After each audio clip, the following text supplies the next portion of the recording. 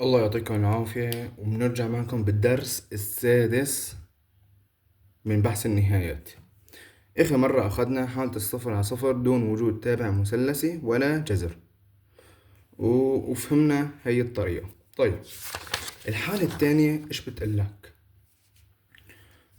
بس مع وجود جذر فقط، مع وجود جذر فقط. إيش بعمل؟ مرافق، بعدين نحلل نختصر نوجد النهاية نفس هونيك، بس إيشو بالبداية مرافق. طيب تعال، عم بيقول لك ما نهاية التابع اف اكس تساوي ناقص اكس زائد جذر اكس على اكس ناقص واحد. عند الواحد بخبي الاختيارات، مالي علاقة بالاختيارات. يلا عوض لي الواحد. ناقص واحد زائد واحد صفر، على واحد ناقص واحد صفر، على صفر حالة عدم تعيين. طيب شوف لي تابعك ايش فيه. قال فيه جذر، يعطيك ألف عافية. الجذر معناها ايش بعمل؟ فورا على المرافق. طيب هلا بظبط شكل التمرين بهندسه. يعني بالعادة بنبلش نحن جذر اكس ناقص اكس على اكس ناقص واحد، يعني زبطت منظر وما في شي. طيب يلا خد لي المرافق. شو بناخد المرافق؟ بكتب اول مرة التمرين على حواله جذر الاكس ناقص اكس، وبكتب المقام ما بنسى.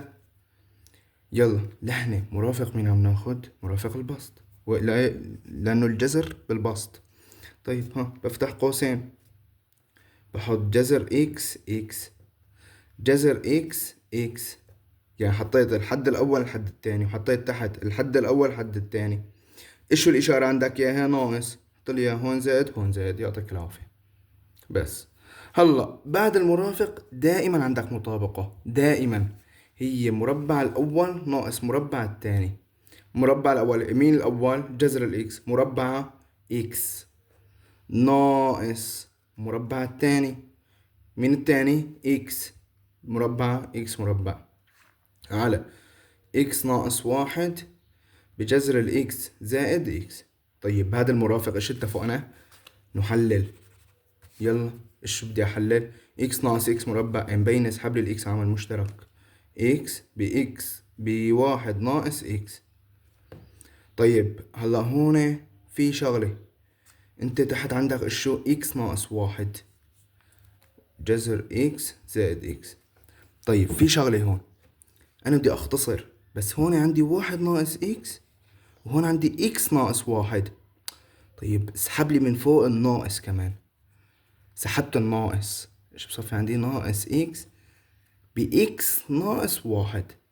سحبت الناقص، سحبت الناقص ليش؟ مشان أعمل نفس التحت، على إكس ناقص واحد بجذر الإكس زائد إكس.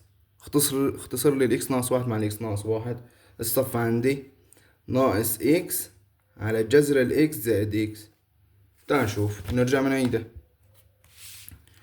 أول شغلة إيش عملت؟ أخدت المرافق، كتبت، طلع خبي هدول، كتبت التمرين على حاله، كتبت التمرين على حاله. بعدين الحد الأول الحد التاني، الحد الأول الحد التاني إيش الإشارة بالنص؟ ناقص، حطيتها زائد زائد.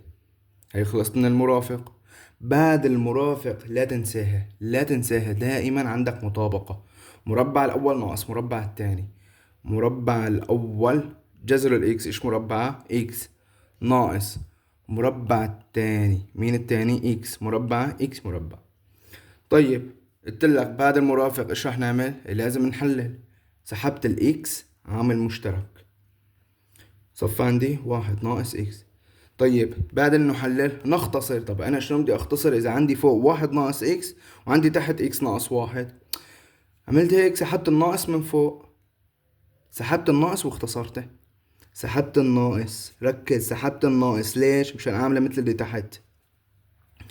يلا اختصرت. صف عندي فوق اكس ناقص واحد تحت اكس ناقص واحد، اختصرتهم. ناقص اكس على جذر الاكس زائد اكس. خد لي الليمت عند الواحد، صف عندك ناقص واحد على اثنين، والجواب هو سي. ويعطيكم العافية.